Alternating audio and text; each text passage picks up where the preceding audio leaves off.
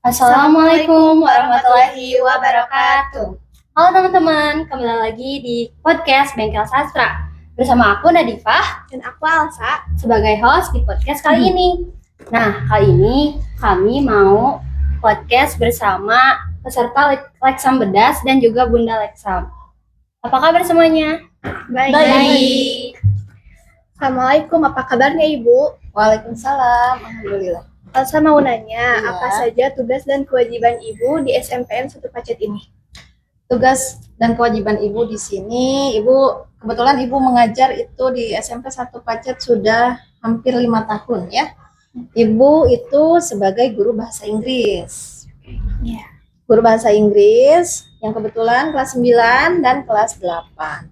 Lalu ada lagi hal yang harus Ibu lakukan itu, yakni untuk sekarang itu Ibu sebagai pembimbing Leksam Bedas tahun 2025. Nah, Ibu kalau boleh tahu, Ibu pernah gak membimbing kegiatan-kegiatan lain di SMP ini? Oke, pernah pada tahun ajaran kemarin dan memang pada saat ini juga masih berlanjut untuk sebagai koordinator P5. Iya.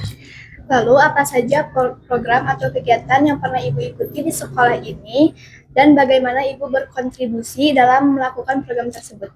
Oke, program-program yang Ibu lakukan mungkin sebagai tentunya ada di dalam koordinator P5 tersebut, di mana Ibu membuat modul, melakukan pemantauan untuk kegiatan kesuksesan P5 di SMP Negeri 1 Pacet ini. Dan untuk sekarang itu adalah tentang Leksam Bedas. Leksam Bedas tersebut untuk memajukan programnya Ibu lakukan semaksimal mungkin. Mungkin ada beberapa hal yang wajib dilakukan atau ada tantangan-tantangan yang harus dilakukan di Leksam Bedas ini. Nah, Ibu, kalau boleh tahu nih, selain program-program tadi, gimana sih pengalaman Ibu selama mengajar di sini dan gimana Ibu bisa ditugaskan untuk mengajar di sini?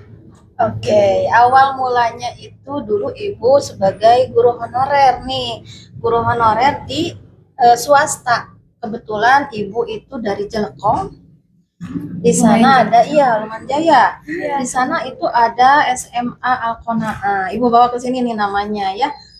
Ibu alhamdulillah di sana itu sebagai guru honor selama kurang lebih 5 tahunan. Setelah itu Ibu ikutan CPNS tahun 2018. Yang mana pada saat itu Ibu tidak ada firasat untuk akan lolos PNS nih. Kan itu peluangnya sangat sedikit gitu ya, untuk sangat kecil untuk mau bisa lolos PNS. Ibu lakukan, padahal waktu itu lagi PPG Ibu. PPG? Iya, kuliah PPG di UPI kebetulan. Kuliah PPG sambil melaksanakan ini teman-teman yang lain mengerjakan sesuatu untuk mau ikut tes CPNS. Apa salahnya Ibu ikut gitu. Jadi dicoba ya. Dicoba, setelah itu alhamdulillah Ibu masuk ke kategori lulus nih, ranking peringkat ke-1. Iya, peringkat ke-1. Terus di sana kan ada lagi tes kedua. Ibu deg-degan tuh, 3 besar waktu itu. Yang diambilnya 3 besar untuk masuk ke SMP 1 Pacet ini, nanti juga diambil peringkat ke-1 juga. Nah, alhamdulillah mungkin takdir Allah, Ibu mendapatkan peringkat 1 tersebut, lalu langsung ditugaskan di sini dari tahun 2019 gitu. Sekarang kita ke Leksam Bedas, apa saja program yang dilakukan dalam Leksam Bedas tersebut? Oke. Sebenarnya Leksam Bedas ini program yang sudah dilakukan ya. Sudah Ibu tahu dari 2 tahun yang lalu itu sudah ada program ini. Nah, untuk yang sekarang mungkin sama. Tantangan-tantangan yang harus dilakukan itu sebenarnya ada 3. Yang pertama itu ada redaton. Yang kedua itu ada GLS, Gerakan Literasi Sekolah. Yang ketiga itu tantangan setiap peserta. Yang kebetulan Ibu pembimbingnya, dan ini 5 pesertanya. Dan semuanya wajib melaksanakan. Jadi bukan peserta yang 5 ini, beserta Ibu sebagai pembimbing juga harus melaksanakan tantangan tersebut. Gitu. Nah, kalau boleh tahu nih, gimana sih kriteria siswa agar bisa mengikuti Leksam Bedas dan proses penyeleksiannya tuh gimana kalau di SMP ini? Kita cari dulu apa namanya, siswa yang berprestasi, yang ingin, yang mau ada kemauan untuk ikut. Karena kalau misalnya boleh misalnya saya tidak siswa itu berprestasi tapi dia tidak ada keinginan untuk mengikuti kan susah juga. Jadi kita lihat ini adalah siswa pilihan kami untuk melakukan tantangan di 10 bulan ini gitu. Karena apa? Di samping ada kemauan, siswa itu juga ada apa ya? Ada semangat untuk melaksanakan walaupun mereka ini adalah orang-orang yang sibuk ya, siswa-siswa sibuk gitu. Gitu ya. Boleh gak ini peserta-pesertanya perkenalan diri dulu? Dari siapa? Oke. Perkenalkan, nama aku Nazla Pristiana Delis dari kelas 7D. Perkenalkan, nama saya Aulia Husna Ramadhani dari kelas 7A. Perkenalkan, nama saya Tania Nur Amalina Syauki dari kelas 7D. Perkenalkan, nama saya Azhara Ramadhani dari kelas 8B. Perkenalkan, nama saya Diana Halimatu Sadiah dari kelas 8B. Nah, jadi teman-teman itu dia nama-nama peserta Lek Sambedas tahun 2025. Barangkali kalian mau ngepoin teman-teman ini ya, atau mau ngikutin tips-tipsnya gitu lah. Menurut Ibu nih, selama 2 bulan berjalan ini, apa saja hambatan yang dihadapi selama melaksanakan kegiatan Lek Sambedas? Oke, hambatan berarti sih alhamdulillah tidak ada. Tapi mungkin untuk waktu yang kita kan ibu kan ngajar, terus ini pesertanya juga sebagai siswa ada yang berorganisasi gitu, kegiatannya lain banyak dan tidak hanya fokus ke dalam Lek Sambedas aja. Jadi setiap tantangan itu kita diberikan 1 bulan untuk memenuhi. Ya, kayak kemarin surat An-Naba di bulan Maret itu tantangannya harus akhir Maret sudah harus dikumpulkan, harus membuat video. Dan itu pun mungkin ada beberapa yang mempunyai hambatan, tapi it's okay. Selama ini tidak ada hambatan, yang terpenting anak-anaknya semangat. Jadi ibu juga ikut semangat dan alhamdulillah tidak pernah melewati batas waktu. Nah, untuk mengatasi hambatan tersebut, apa solusi yang dapat Ibu lakukan?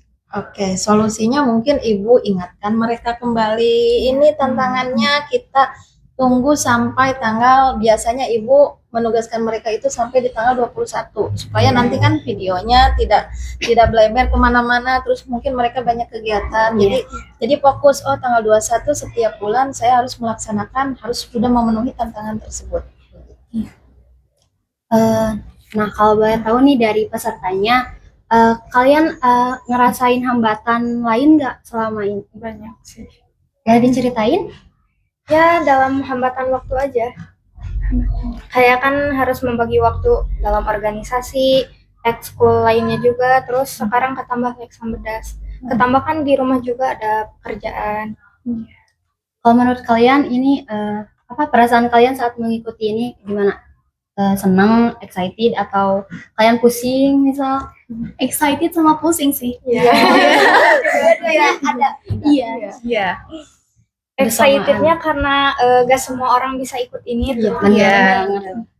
Manusia pilihan. Ya. Wah, Masya Allah. Lalu apakah ada guru-guru yang membantu Ibu untuk melakukan program Lek Sambedas ini? Ada sesuatu yang harusnya gitu, guru-guru yang lain Yang membantu yang membantu ibu. Ada beberapa, kebetulan kan Bu Nisa itu Bunda Leksam di tahun 2024 ya. Beliau banyak membantu ibu, pengarahan kepada ibu bagaimana ini seharusnya gitu ya. Jadi kan ada pengalaman berharga dari Bu Nisa untuk ibu. Pak Diki juga membantu gitu. Karena kan kita semua alhamdulillah ada di dalam organisasi Bengkel Sastra nih, jadi gampang untuk mengkondisikannya begitu. Boleh nggak beri pesan-pesan kalian untuk para peserta terhadap kegiatan ini? Dan misal kalau kalian ada sesuatu yang mau diomongin. Jangan aku dulu dong. Kesannya gimana? Harapan misal? Harapannya. Gimana ya? Harapan aku semoga Lek Sambedas itu lebih apa ya? Apa ya? apa ya, lebih maju, lebih bagus lagi tantangannya, lebih seru. Jadi apa ya, biar siswa-siswanya itu, ya begitu. Ya, lebih mengasah kemampuan kalian gitu. Iya. Ya. Kalau harapan aku sih para peserta Lexam 2025 sekarang ini bisa sukses selalu sampai akhir. Amin. Tetap dikompakin gitu ya. Ya.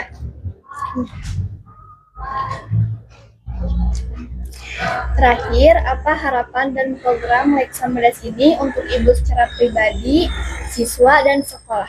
Oke, harapan yang Ibu inginkan itu mudah-mudahan di generasi yang akan datang, khususnya pada Lexam 2025 ini, mempunyai kesan tersendiri gitu. Jadi nanti ke depannya mereka ini bisa melaksanakan tugasnya dengan baik, punya pengalaman karena telah ditantang nih, kan tantangan. Jadi mudah-mudahan setiap ada proses kehidupan yang akan datang juga mereka sudah terlatih untuk menerima tantangan yang lain.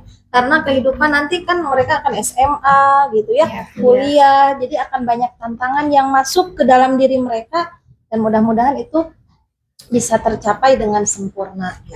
Kalau untuk sekolahnya itu mudah-mudahan nanti akan ada maju generasi-generasi yang lainnya di kelas 7 dan 8 mungkin yang akan melanjutkan karena nanti ini kan akan pensiun jadi peserta. Nanti akan tergantikan dengan siswa-siswa yang lain yang sekarang lagi ada di kelas 7 dan 8. Mudah-mudahan. Begitu. Nah, mungkin segitu aja ya podcast dari kami. Terima kasih banget udah nyempetin waktu untuk datang ke podcast kali ini. Semoga harapan kalian tadi dan harapan Ibu juga bisa tercapai nantinya. Amin. Begitu aja. Jangan lupa untuk like, comment, dan subscribe ya teman-teman.